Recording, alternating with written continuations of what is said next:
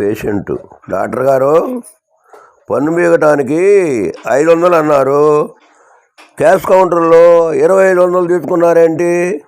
Dentist కోపంగా, ఇందాక పన్ను పీకుతుంటే నువ్వు అరిసిన అరుపులకు 4 పేషెంట్లు పారిపోయారు, మరి వాళ్ళ ఫీజు ఎవరిస్తారు?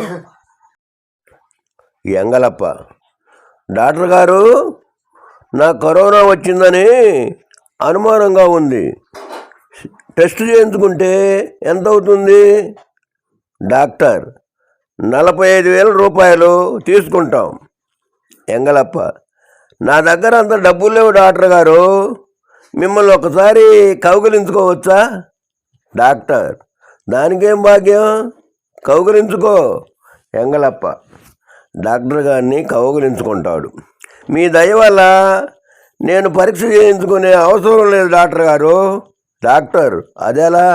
ఎంగలప్ప, కరోనా అంటువ్యాధి కదా, మిమ్మల్ని కౌగిలించుకున్నాను, మీరు పరీక్ష చేయించుకుంటారు, మీకు నెగటివ్ వస్తే నాకు కరోనా లేనట్టే, నీకు పాజిటివ్ వస్తే కరోనా ఉన్నట్టు.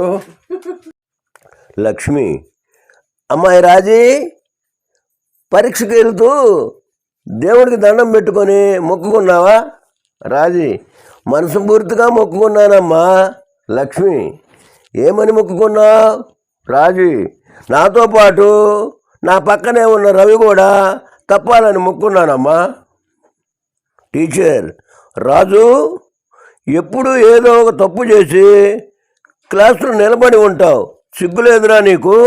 రాజు, లేదు టీచర్, క్లాసులో పాఠాలు చెప్పడానికి మీరు, తప్పు చేసి నేను, మనమిద్దరమే నిలబడి ఉంటామని గర్వంగా ఉంది.